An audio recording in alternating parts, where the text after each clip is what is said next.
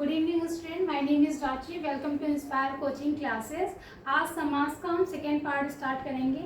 समास का इसके पहले एक वीडियो अपलोड हो चुका है, मतलब उसमें कुछ चीज़ें बताई जा चुकी हैं। आगे हम लोग उसको कैरी ऑन करेंगे।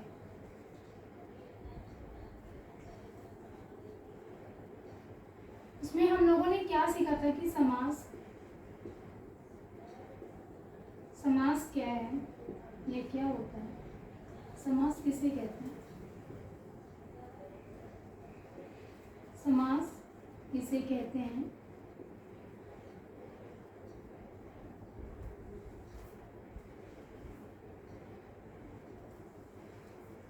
समास के कितने भेद होते हैं,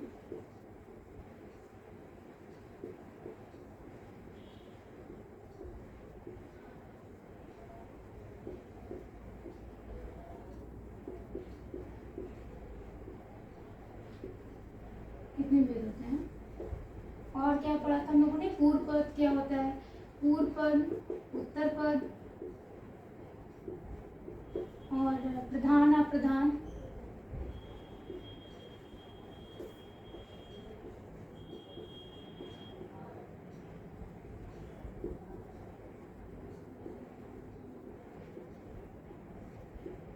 प्रधान अप्रधान। और क्या बताया गया था, विशेषण विशेष, विशेषण और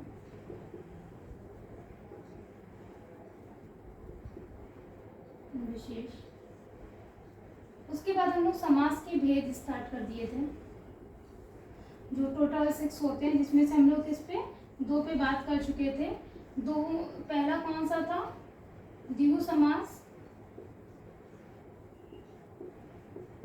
द्विगु समास पे बात कर लिया था और अव्ययीभाव समास पे बात कर लिया था। अभी तक जिसने नहीं देखा है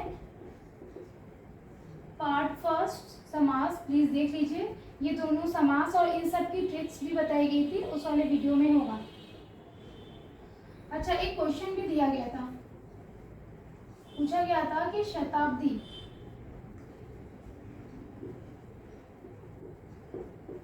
शताब्दी में कौन सा समास पाया जाता है। तो शताब्दी आप लोग देख लो कौन सा समास पाया जाता है। जिसने किया है ठीक है, जिसने नहीं किया है कंफ्यूजन है तो चेक कर लीजिए। शत धन अवधि, शत धन अवधि,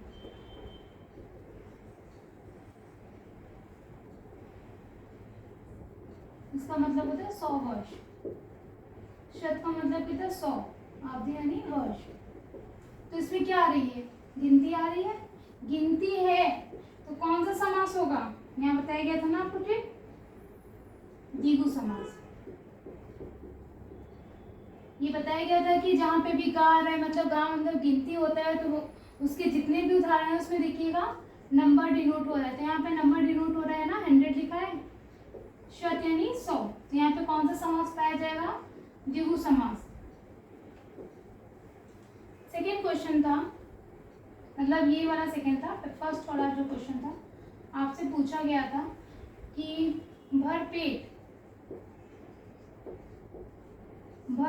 में कौन सा समास पाया जाता है।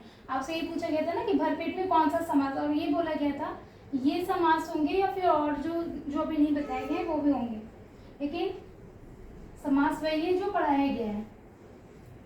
तो इसका जब विग्रह करते हैं ना, पेट भर के, ये तो ये पहचाने कैसे हम लोग, यहाँ पे अव्यय जुड़ा है, भाग, क्लियर।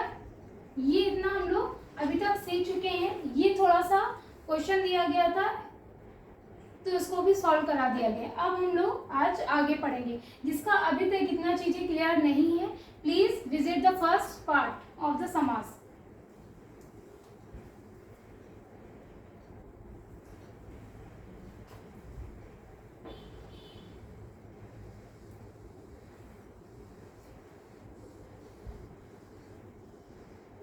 आई थिंक ये समझ में आ गया होगा कैसे किया गया है।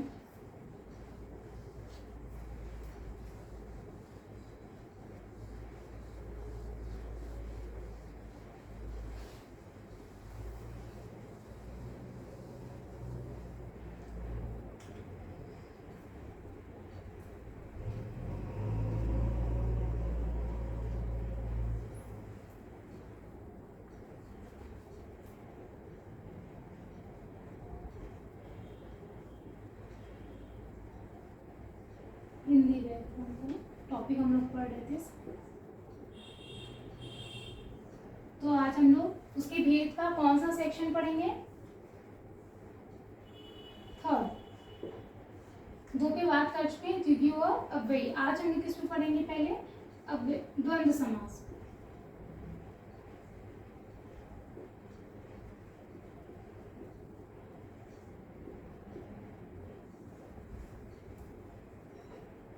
आपको क्या बताया गया था? प्रधान अप्रधान।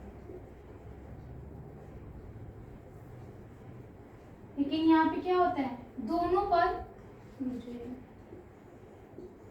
पूर्व पद और उत्तर पद, दोनों क्या होता है इसमें? दोनों क्या होता है? प्रधान होता है।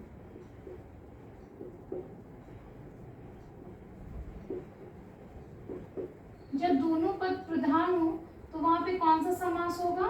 द्विगु समास होगा। अरे सॉरी, द्वंद्व समास होगा।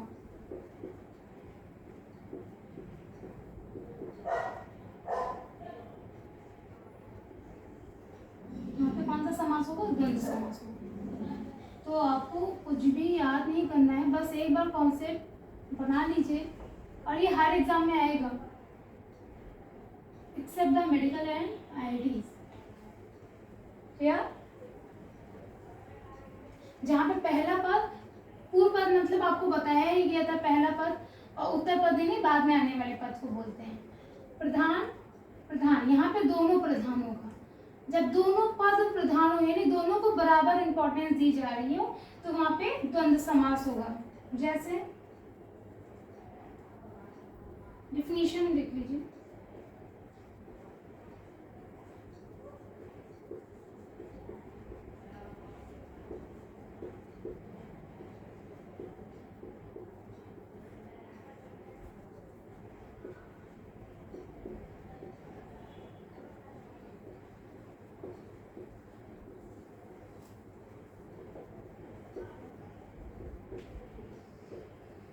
दोनों क्या हो? प्रधान हो। जिस समास में पूर्व पद और उत्तर पद दोनों प्रधान हो उसे द्वंद्व समास कहते हैं। क्या कहते हैं? द्वंद्व समास कहते हैं।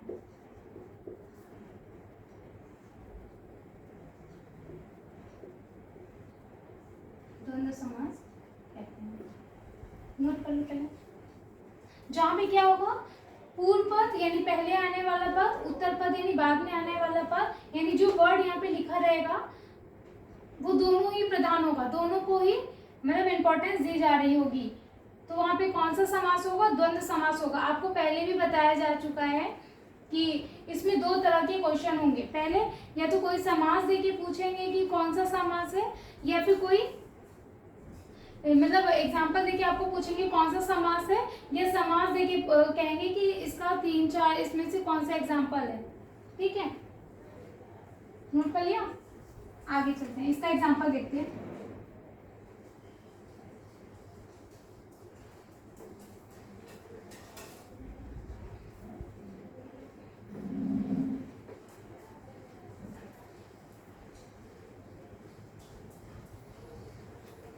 जैसे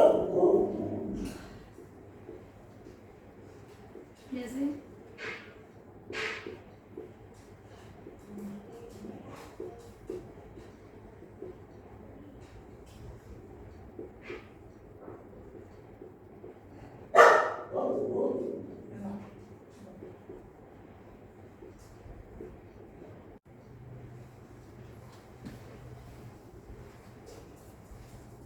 हाँ, हम लोग यहाँ पे थे दाल भात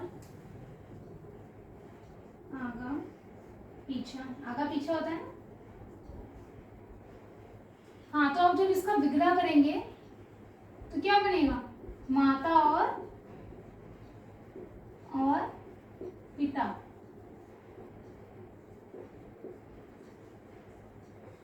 छोटी क्लासेस में ना, मतलब छोटी क्लास जो होती है 10th के नीचे या बोर्ड एग्जाम तक की, वहां पे डिफिनीशन या परिभाषा पूछेंगे भी। लेकिन इसके बाद आप किसी भी कॉम्पिटिटिव एग्जाम में बैठोगे तो कभी डिफिनेशन वगैरह नहीं पूछा जाता है, एमसीक्यू फॉर्म पेपर होता है। तो आपको ऐसे 10 ट्रिक पता होनी चाहिए कि कैसे कौन सा समास होगा। भाई और बहन,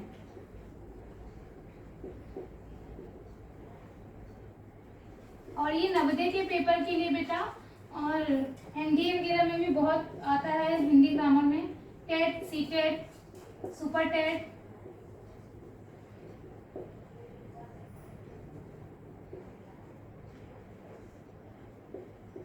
माता और पिता,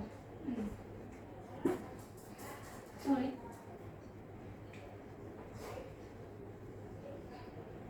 ये दो आप बताओगे, माँ बाप का भी होगा, माँ और बाप। लेकिन एक हम बता दे रहे हैं, दाल और भात आप बताओगे, दिस इज योर वर्क। आप कमेंट सेक्शन में दाल और भात, मतलब दाल भात का बताओगे कि कौन सा समास है, और पूरा प्लीज विग्रह करके बताइएगा कि कैसे होगा। लेकिन आगा पीछा ये हम बता दे रहे हैं आपको, आगा या पीछे, पीछा, दैट मीन मतलब इसका मतलब क्या होता है, आगे, या तो आगे रहोगे या तो पीछे रहोगे ना, तो या, इसलिए यहाँ पे कौन सा योजक वर्ड लगता है, या, और, अथवा, यही सारे वर्ड आप ध्यान से देखोगे ना, माता और पिता तो ये आया, भाई और बहन, आगा पीछा ये, तो यही सारे वर्ड जो जुड़ते हैं, इससे पता चल जाता है ये कौन सा समास है, द्वंद्व समास है। इसका एक शॉर्ट ट्रिक्स है, इसका नोट कर लीजिएगा।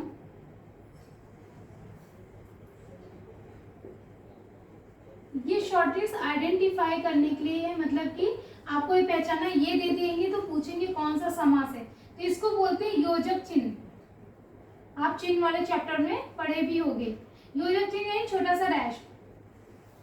तो आप इसका शॉर्ट ट्रिक्स ये होता है, योजक चिन्ह लगा होता है इसमें, क्लियर। तो हम लोग सबसे पहले अव्यय भाव समास में पढ़े थे, उसमें पहला पद आता है अव्यय होता है वो। सेकेंड दिगु पढ़ाए थे, दिगु में बताया गया था वहां पे सबसे पहले गिनती आएगी तो वो कौन सा समास होगा, दिगु समास होगा। और तीसरा समास हम लोग पढ़ रहे हैं द्वंद्व समास। द्वंद्व वर्ड से ही लग रहा है ना कि मतलब द्वंद्व जैसे लड़ाई, ऐसा वर्ड लगता है पर है नहीं, वहां पे और, या, अथवा, तो मतलब वहां पे दोनों पद प्रधान है, माता का भी इंपॉर्टेंस है इक्वली एंड फादर का भी इंपॉर्टेंस है, तो माता और पिता। तो ये क्या कौन सा समास हो गया, द्वंद्व समास। भाई और बहन, बहन को ऐसा मत कर दीजिएगा, थोड़ा इंपॉर्टेंस कम दीजिएगा, नहीं तो दिक्कत हो जाएगी, नहीं भाई को भी, तो दोनों का क्या है, इक्वल इंपॉर्टेंस है। यहाँ पे लगा दिएगा आगा या पीछा। आपका होमवर्क ये है, आपको ये बताना है कमेंट सेक्शन में कि दाल भात, दाल भात को आप विग्रह करके दिखाओगे, ठीक है। अभी इसको, और इसका शॉर्ट ट्रिक्स क्या है, पेपर से पहले बस ये याद रखना, योजक चिन्ह, ठीक है। तो आपको 6 में से, आपको वो वीडियो में बताया गया था कि टोटल 6 भेद होते हैं, 6 में से आप 3 पढ़ चुके हो, मतलब एटलीस्ट आपको आधा आ गया है। चलिए नोट कर लीजिए, फिर हम लोग एक समास पे और बात करेंगे।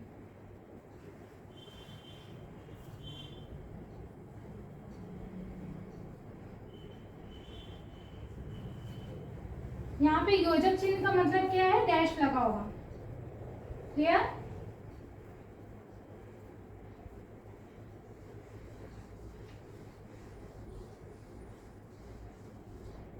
This is your homework, dal and भात। तो आपको ये बताना है, ये पूरा विग्रह करके दिखाना है, दाल भात का क्या होगा, आका पीछा। एग्जैक्ट कभी कभी ये वर्ड ही आपको पेपर में मिल जाते हैं।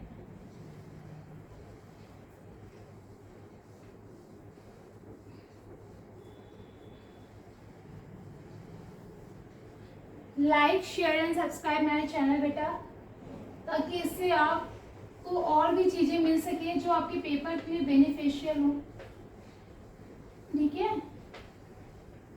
और लगता है तो करना चाहिए। चलिए आगे हम चौथे भेद की बात करेंगे, पार्ट की बात करेंगे, वो है बहु व्रीहि समास।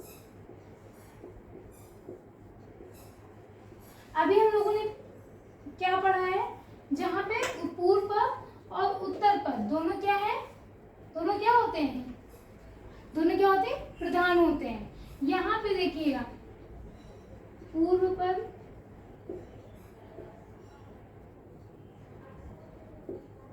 उत्तर पद, दोनों क्या होंगे, अप्रधान। इसीलिए इन दोनों को एक साथ लेके पढ़ा रहे हैं कि पहला वाला प्रधान था, दूसरा वाला अप्रधान है। नहीं तो हम वो अव्यय के बाद भी बता सकते थे, मतलब द्विगु के साथ भी पढ़ा सकते थे, लेकिन ऐसे पढ़ाने से बच्चों को ज्यादा समझ में आएगा और कुछ भी याद नहीं करना पड़ेगा। हमारा मेन मोटिव होना चाहिए एजुकेशन में, बच्चों को हमें रट्टा नहीं करना है, मतलब याद नहीं करवाना है कुछ, हर चीज़ों को बच्चे कॉन्सेप्ट समझे। एक बार कॉन्सेप्ट समझ जाएंगे, उन्हें कभी याद करने की जरूरत ही नहीं पड़ेगी। और जो बच्चे रट्टा मारते हैं ना, उनकी कोई गलती नहीं होती, एटलीस्ट मतलब उनको सही तरीके से पढ़ाया नहीं गया या बताया ही नहीं गया। अकॉर्डिंग टू मी, मेरे ख्याल से बच्चों की गलती नहीं है वहाँ पे। पूर्व पद है, उत्तर पद, अप्रधान अप्रधान। जब दोनों ही अप्रधान होंगे, भाई दोनों को इम्पोर्टेंस नहीं मिल रही है, तो तीसरे को इम्पोर्टेंस मिलेगी। जब कहीं लड़ाई होती है, दो लोग में लड़ाई होती है, तो तीसरा बंदा आता है ना, तो वहां वैसे ये वाला समास है। तीसरा पद वहां पे क्या हो जाएगा, प्रधान हो जाएगा, प्रधान हो जाएगा। ये बस डायग्राम एक बार आप कॉन्सेप्ट समझ लो ना बेटा, कभी नहीं याद करना पड़ेगा। और इसकी इंपॉर्टेंस बहुत ज़्यादा है, आपको शायद अभी नहीं समझ में आ रहा है। कभी कुछ एग्जाम देने जाओगे ना, ये 1 नंबर या 4 नंबर जितने नंबर का भी पेपर में वो क्वेश्चन होगा, तो ये आपके हाथ में आपको क्लियर ही रहेगा कि आपके पास इतने नंबर हैं। मतलब पेपर के जाने से पहले ये रहता है, अगर ये समाज टॉपिक आ रहा है, इस बेस पे 2-3 क्वेश्चन आने वाले हैं, तो वो मेरे पास हैं, मतलब वो सही है। टेट में आई थिंक आप हर साल देखोगे पेपर में 1-2 क्वेश्चन आ रहे हैं। सुपर टेट में भी 1 या 2 टाइम पेपर हुआ है, तो वो आ रहा है। सी टेट में आ रहा है, किसी भी हाई स्कूल, मतलब आप पेपर देखो, इंटर का पेपर देखो, ग्रेजुएशन पेपर देखो, तो सब में आ रहा है। एनडीए के पेपर में अगर हिंदी सेक्शन होगा तो वहाँ पर भी आ रहा है। जेएनवी में भी हर साल क्वेश्चन आई थिंक पेपर में देखने को मिलेगा। क्लियर? और ये पेट के पेपर में भी अगर वहाँ पे समास रखे होंगे ना, तो वहाँ पर भी होगा, पर आई थिंक समास वहाँ पे है नहीं। एक बार चेक कर लीजिएगा, क्लियर नहीं है। पूर्व पद अप्रधान, तीसरा पद प्रधान। क्लियर? नोट कर लिया?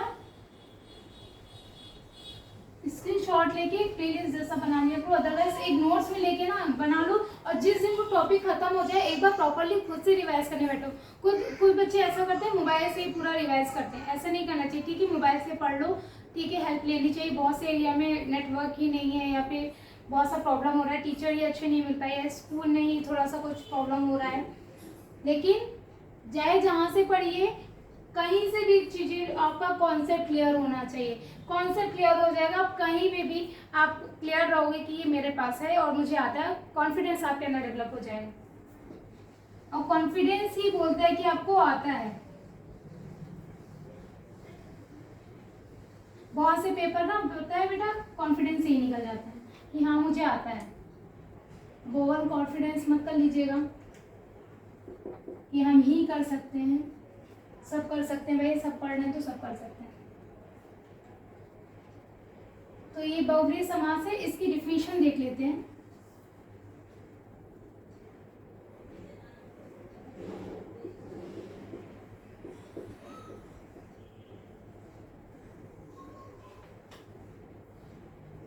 जिस समासिक शब्द, ये सब जगह इसका मतलब ये समास ही है, ठीक है।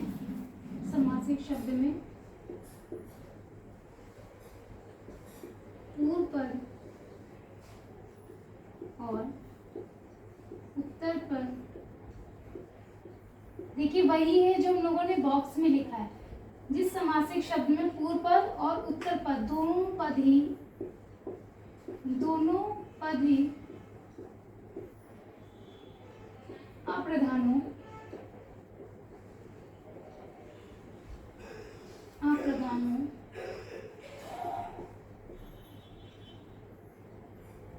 वहाँ तीसरा पद प्रधान हो,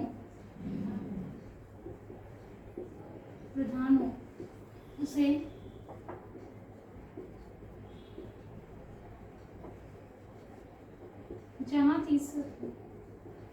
जहां तीसरा पद प्रधान हो उसे बहुब्रीहि समास कहते हैं।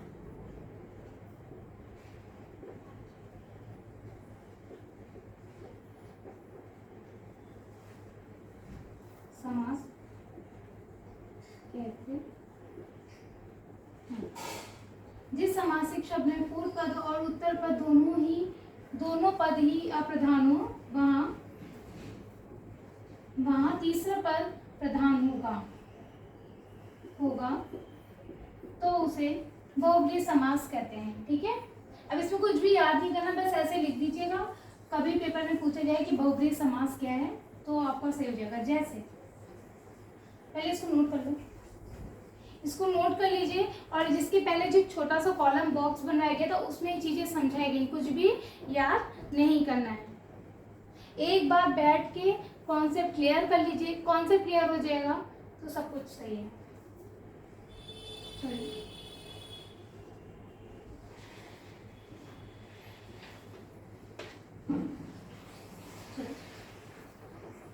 बहुब्रीहि समास, इसका एग्जांपल है जैसे चक्रपाणि,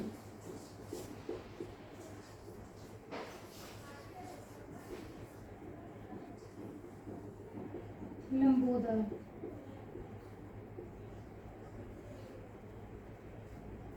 जैसे चक्रपाणि,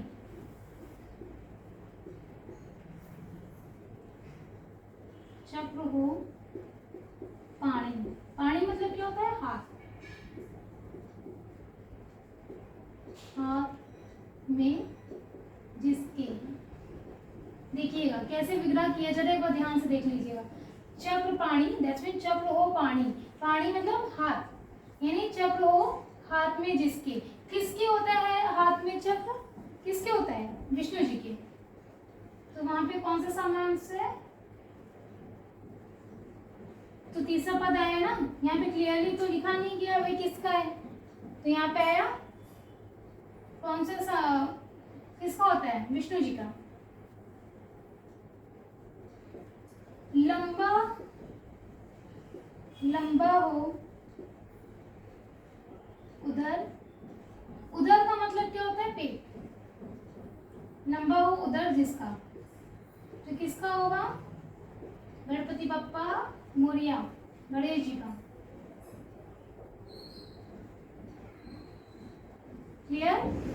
यहाँ पे देखिए दोनों ही पद को इंपॉर्टेंस नहीं दी जा रही, वहां पे तीसरे पद जो इसमें बताया नहीं गया इसके जैसा वो होगा, तो वो होगा कौन होगा उसके बारे में, मतलब इनडायरेक्टली फॉर्म में बोला जा रहा है, उनकी मतलब विशेषता बताई जा रही है। ठीक है,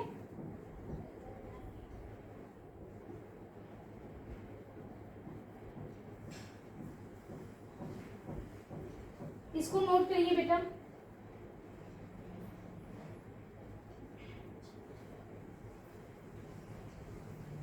नोट कर लिया? एक और लिखिए, चंद्रमौली, चंद्रमौली, नीलकंठ,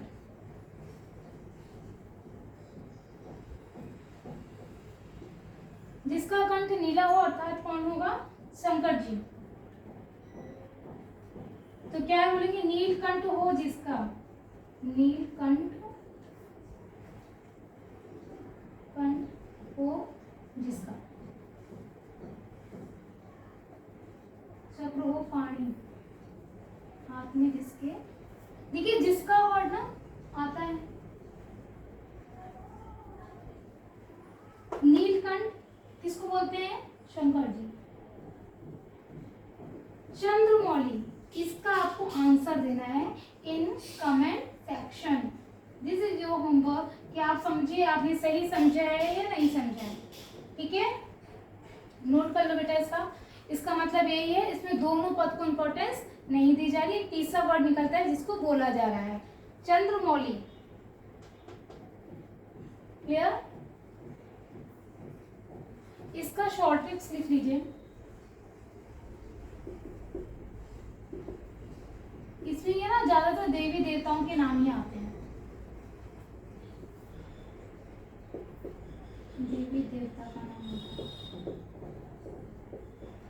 देवताओं के नाम रहते हैं। तो मतलब ये रहेगा, आप जैसे इसको तोड़ोगे ना, या कोई वर्ड नहीं समझ में आ रहा, आप पहले सारा चेक कर लो, सबसे लास्ट में बहुब्री में चेक करो, बिकॉज ये थोड़ा सा कंफ्यूजन देता है जब कर्मधारय आने लगेगा। तो अब ये करना, यहाँ पे देवी देवताओं के नाम है, ये देखो ऐसा तो नहीं किसी मतलब देवी देवता की ये क्वालिटीज है, ऐसा थोड़ा सा माइंड में सोचोगे ना तो ये याद आ जाएगा। अच्छा ठीक है, हाथ, 4 हाथ हो जिसके, हाथ में चक्र हो जिसके, मतलब नीला कंठ हो जिसका, तो जिसका वर्ड भी आता है। वैसे ये देते नहीं है कभी कि आप जिसका वो देखोगे और छाटोगे, ऐसा नहीं होता, ये दिया जाता है। ठीक है, ये तो विग्रह किया गया है, तो आपको ये देंगे। ये आप थोड़ा सा कंफ्यूज ना हो तो वहाँ पे नीलकंठ देवी देवताओं के नाम या उनके गुण से मैच करता है, तो आप वहाँ पे देख लोगे तो उतना याद आ जाएगा। नहीं समझ में आ रहा तो सबसे पहले ऐसा किया करो, अच्छा ठीक है द्विगु नहीं हमको पता है क्योंकि गिनती नहीं है, द्वंद्व नहीं है क्योंकि और नहीं लग रहा है, दोनों पद प्रधान नहीं है, उसके बाद अव्यय नहीं क्योंकि आगे कोई अव्यय जुड़ा नहीं, तो 3 समास कर गए, चौथा ये है। तो चौथे में भी आपको 4 मतलब 5 और 6 तो और पढ़ लोगे, उसको चेक करने के बाद आखिरी में ऑप्शन ही बचता होगा बहुव्रीहि समास। क्लियर? नोट कर लो इसको बेटा। और ये वाला होमवर्क और इसके पहले वाला प्लीज कमेंट सेक्शन में बताइएगा कि कौन सा समास है और विग्रह करके बताइएगा, ठीक है, शॉर्ट ट्रिक से। चलिए clear, thank you. Next time हम लोग अगली बार बचे हुए 2 और समास के बारे में पढ़ लेंगे, तो मतलब 3 पार्ट्स में आई थिंक हम लोग का समास क्लियर यानी आपका 1 या 2 मार्क्स जितना भी है, 1 question is clear. Thank you watching my channel. Like, subscribe and bell icon को दबा लीजिए, मतलब बेल आइकन को प्रेस कर लीजिए ताकि जो भी आपके पास वीडियो अगर अपलोड किया जाए वो आप लोग को नोटिस मिल जाए, नोटिफिकेशन आपको मिल जाए। क्लियर? Thank you. और ये जो 4 समास हो चुके हैं, सबसे पहले अव्यय पढ़ा है, अव्यय, द्विगु, द्वंद्व और ये बहुव्रीहि, इसको पढ़िएगा। इसके बाद एक दिन हम लोग इस पे प्रैक्टिस 2 और कर लें, मतलब 6 पूरे कर लें, फिर प्रैक्टिस सेक्शन रखेंगे, तो उस दिन आप पूरा प्रैक्टिस कर लीजिएगा, ठीक है।